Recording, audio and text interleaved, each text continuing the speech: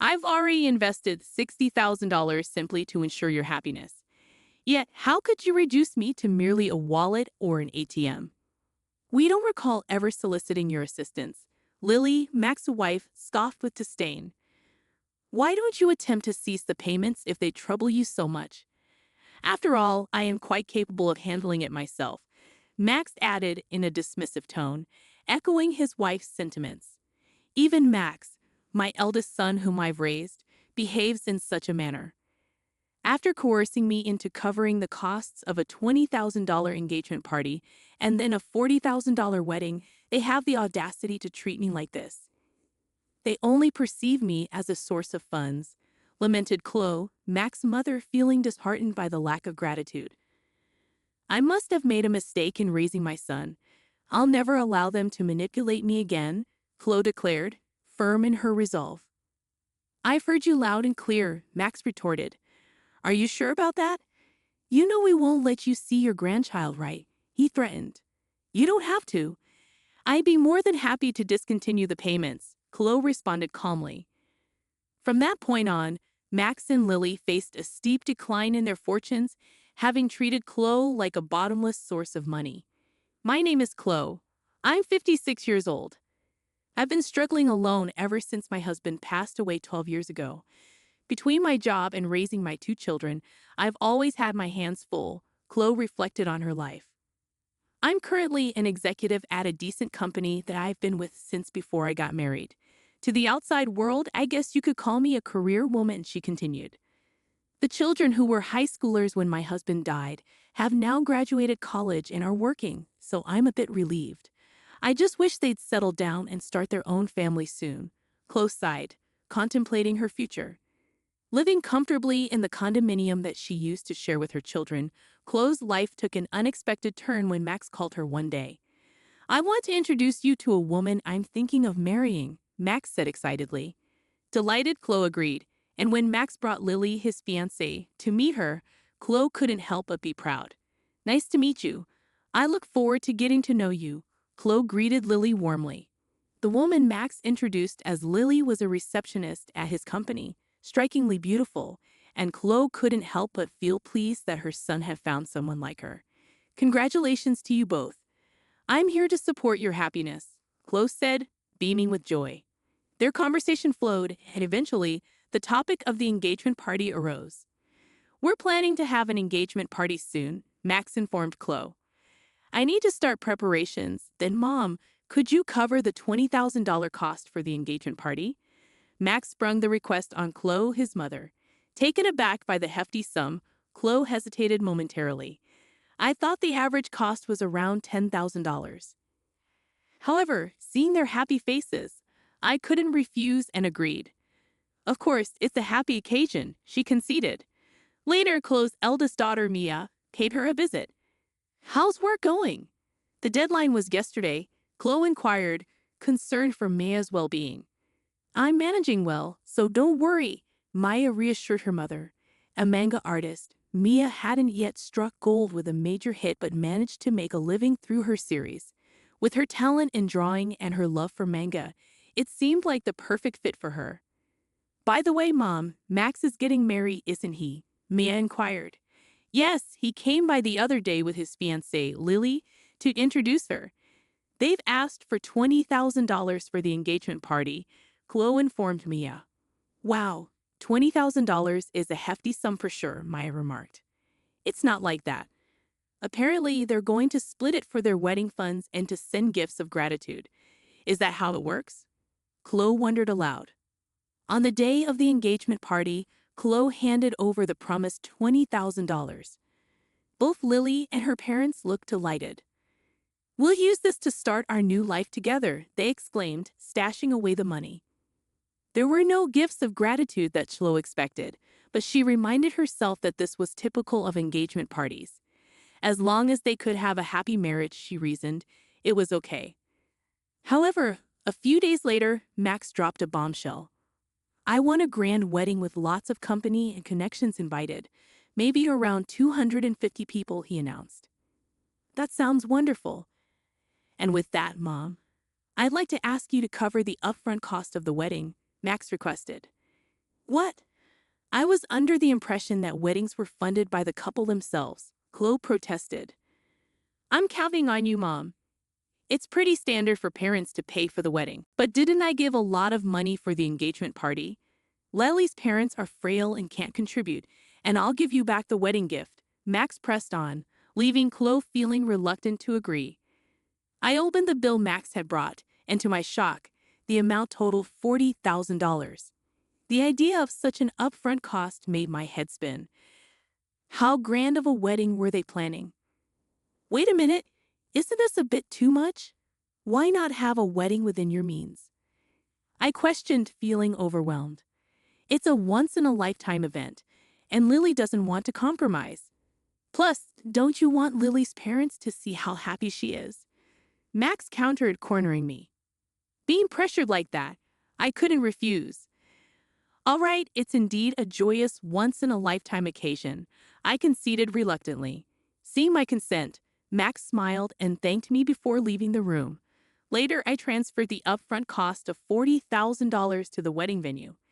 It was difficult to part with the money I had been saving for my retirement, but I told myself it was for my child's happiness.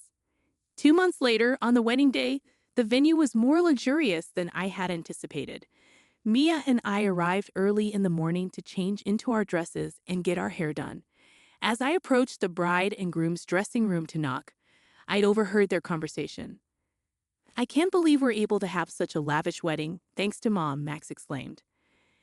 Absolutely, and she gave us $20,000 for the engagement party. I even managed to buy a new bag. What a great wallet, more like an ATM. Let's keep withdrawing from it, Max, Lily chimed in. That's mean, Maya whispered, stunned by their conversation. Lily continued gleefully, if we ask her, she'll probably cover the rest of the wedding costs, right? Of course you will. Leave it to me. Then let's use the wedding gift for a honeymoon trip to Hawaii. And of course, we'll take my parents along. How about buying a high-rise apartment for our new home? That sounds perfect. Let's get my mother to cover the cost. She does have the money, after all, Max proposed eagerly. My hand, raised to knock on the door, trembled. Mia gently held my shoulder and led me away from the door, breathing slowly. I grasped Mia's hand, which rested gently on my shoulder, and whispered, Mia, there's something I need you to look into when the ceremony starts. Of course, Mom. Leave it to me, Maya assured me. And so Max and Lily's wedding commenced. From their vows in the chapel to the toasts at the start of the reception, my mind was consumed with the conversation between Max and Lily earlier. Even as the MC introduced me and the spotlight fell on me, all I could manage was a bow. Mia, who had been circulating and offering toasts, returned to me. Mom, I checked with Lily's relatives. Both of her parents are perfectly healthy. That's horrible. We need to confront them. I'll be right there with you, I declared. Just as Mia spoke, it was time for the first wardrobe change. Lily exited first, followed by Max.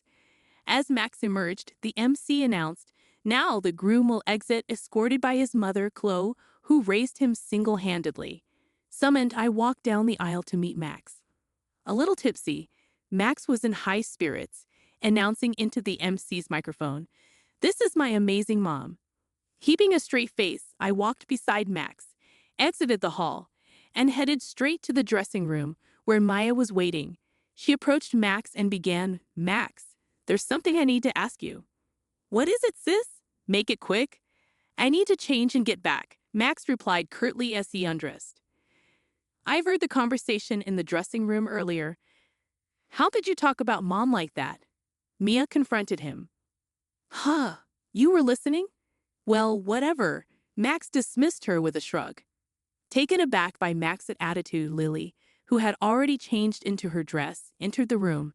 Mother-in-law and sister-in-law, what's going on? She demanded.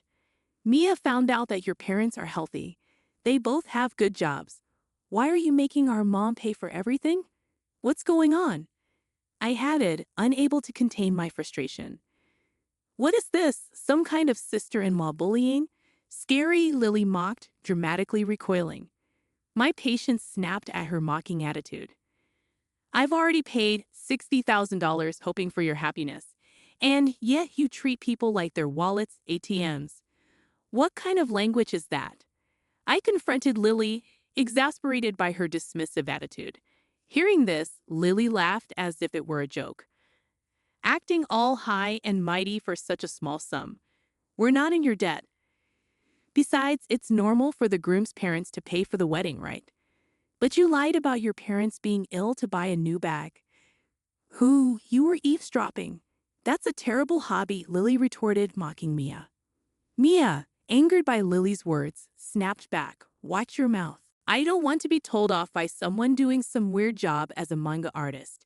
It's because you're such a nerd that you can't get married. That's right, you're hopeless when it comes to marriage, sis. Max chimed in, joining Lily in the mockery. Stunned speechless by their cruelty, I tried to scold them, but Max just laughed and responded, if you're going to talk like that, try stopping the payments. After all, I'm an elite. I can easily handle it. Well, it'll be a shame to lose the cash cow. I had paid $20,000 for the engagement party and $40,000 for the wedding, and this was how they repaid me. No gratitude, only cruelty. Feeling like I had failed somewhere in raising my son, I made a firm decision. I've had enough. I won't be manipulated by them anymore. I've heard all you have to say. Are you sure about that? If you don't listen to us, you won't see your grandchild, Max threatened. That's fine. You don't need to bring them over. I'll gladly stop the payments. I replied firmly, refusing to yield to their threats. Max and Lily stared at me, stunned, as I continued, I'm severing hard ties here. I wish you all the best. Taking Maya's hand, we left the venue, the joyous noise of the reception still audible as we departed. A month later, as Mia and I were enjoying some tea at home, the intercom rang with a shrill tone. Oh, Mom, it's Max. What should we do? Mia asked, uncertainty evident in her voice. It had been a month since I last saw Max. When he showed up unexpectedly, he looked remarkably worn and tired. Mom, you must have received the bill for the wedding venue by now. Why haven't you paid? Max questioned urgently. Huh? Oh, the bill for the remaining balance. It was $45,000, right? It arrived, but I have no obligation to pay it, I replied, taken aback by his insistence. Don't be like that. In the end, we didn't receive many wedding gifts and couldn't pay the bill, so now we're in debt, Max explained, pleading for understanding. At that, Mia laughed and chimed in. From what I overheard at the wedding, it seems you two have quite a bad reputation. Max, you've been throwing your weight around at work, doing haphazard jobs. And Lily, you've been putting down other women, flaunting your looks in marriage. I can see why people wouldn't want to give wedding gifts to people like you. Hey sis, stay out of this, Max snapped, clearly annoyed by Mia's comment. I sighed deeply. You too? It's not just me you haven't been considerate of. It's everyone around you. The wedding expenses are your own doing. Please pay them yourselves. Desperately, Max pleaded, Mom, I'm in a bind here. Lily can't control her spending, and even her parents have started to take advantage of me. Lily's love of money isn't exactly a new revelation, Mom. Plus, having seen Lily, I can easily imagine her parents behaving the same way. Please, Mom, think about helping us. Give us some money. I sternly replied, You were the one who said I'm an elite, and it'll be a piece of cake. You told me to stop making payments, didn't you? And didn't you say that we were severing our ties? I have no obligation to give you any more money. Mom, don't call me Mom. I don't want to be called that by someone who has only ever seen me as a cash cow. To be honest, I'd like you to repay me for the wedding and the engagement party, but I'll write it off as a settlement payment. Now please leave, I declared firmly. Max, who had looked shocked, now had a malicious look on his face. Hey, are you really okay with this, Mom? Cutting ties with us like that? How will you spend your old age without a husband? Don't you want to see your grandchild? He challenged. Before I could respond, Mia intervened. Don't worry about that. I will be by Mom's side. And what can an unsuccessful comic artist like you do? You can't even have children. Shut up, Max, she retorted sharply. Max, frothing at the mouth with anger, sneered, Ah, so scary. Sure, you mock me as a failed manga artist or an otaku, yet my manga was among the top-selling Kyoto manga this year. Did you know it's set to be turned into an anime and movie next year? Safe to say, I'm in a much better financial state than you and your debts. At this point, Max noticed something. Hey, is that this? Oh, you noticed. Yes, that's what's happening, Mia confirmed, flashing the ring on her left ring finger. I'm getting married to my editor. He's a big shot at a major publishing house, a real high flyer. So we can take care of Mom. We don't need you anyway. We never intended to have our children care for us. Thanks, Mia. We're having a wedding, but we'll handle everything ourselves. We'll invite Mom, Max, but you don't need to come, Mia concluded, leaving Max stunned. I said, did you get it now? Never bother us again. With those words, Mia and I steadily pushed Max towards the front door. Please, Mom, and you too. Sis, Max pleaded, but it was time to make a stand. Then something came to mind. What are you going to give us money for? Max's hopeful expression turned sour as I continued. That director at your wedding? Turns out, I didn't know, but he's a client of my company. It seems you're hiring and all your undeserved privileges were out of consideration for me. I told him to stop that, though. What? You didn't hear about this? Stop it, please. Handle it on your own. Now goodbye. With finality, Mia and I pushed Max outside and firmly locked the door. Max made a fuss outside, but after ignoring him for a while, it became quiet. A year passed since then. Right after that incident, I sold a house to avoid Max and Lily's visit and bought an apartment with elderly services for my old age. According to a neighbor from my condo, Max and Lily showed up and created a scene, asking why I wasn't there. Hence, I believe my decision was the right one. As for Max and Lily, they'd abandoned their dream of a luxury high-rise apartment and now live in a cramped space. Max, it seems, was demoted after his actions were reviewed. Perhaps hurt from falling from his elite status, Max worsened his attitude towards others. Surprisingly, he's not fired yet. Lily, who quit her job upon marriage, continued to splurge for a while, but their funds quickly ran out. Even with their debts, Lily's luxurious habits did not change, and her parents continued to demand money. Apparently, they quarrel daily. I hope the two learn the hardship of earning money and appreciate the people around them and grow up, though that might be too much to ask from them. I still maintain a good relationship with Mia. Mia's husband is a good man who treats me well, and they are expecting a baby. I plan to spoil my lovely daughter and grandchild, and looking forward to it keeps me working every day.